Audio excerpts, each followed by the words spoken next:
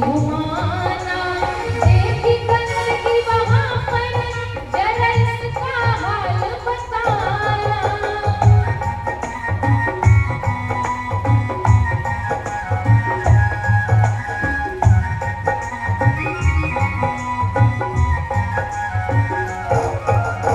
दीनहीन दुखियों को देख कर, दीनहीन दुखियों को देख कर पूछे आगे बात नगर अति सुंदर लागे, महिमा कही न जावे।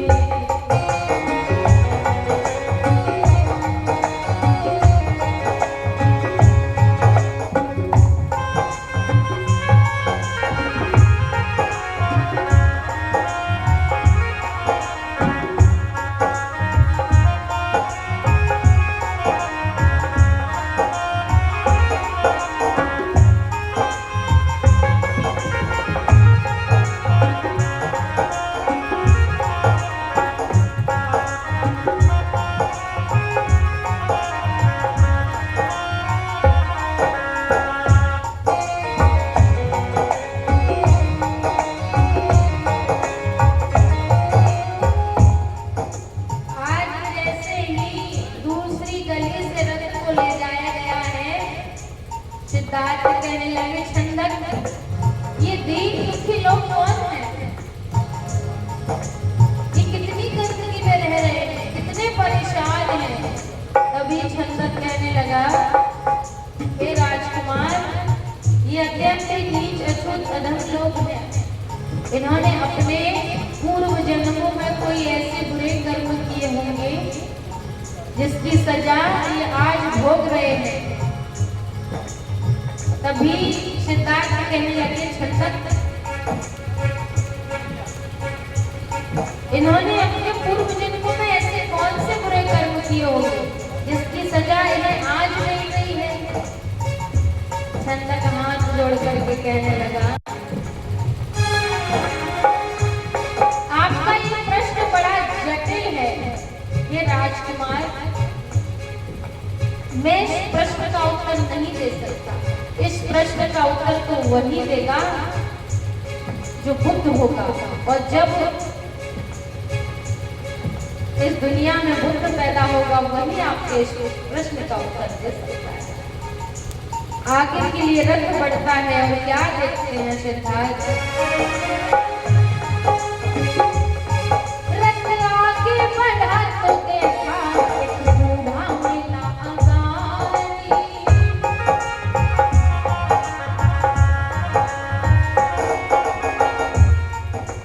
देख कुंवर ने अपने तब मन की दया विचारी।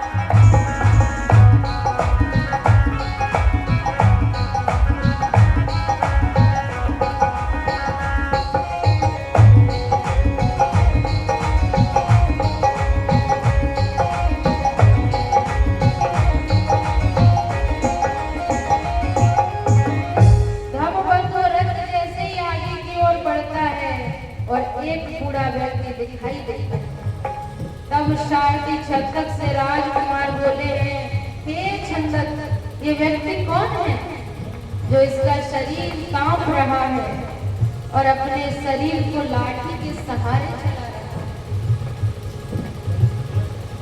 इसकी गर्दन नीचे झुकी हुई है और कमर में झुकी हुई है। तभी सारथी कहने लगे, राजकुमार, ये प्रकृति का नियम है। पहले बच्चा संसार में आता है, जन्म लेता है, खेलते कूदते बचपन चला जाता है और जवानी आती है तथा यौवन जाते जाते बुढ़ापा आ जाता है। करुणा, यदि यह व्यक्ति बूढ़ा हो चुका है,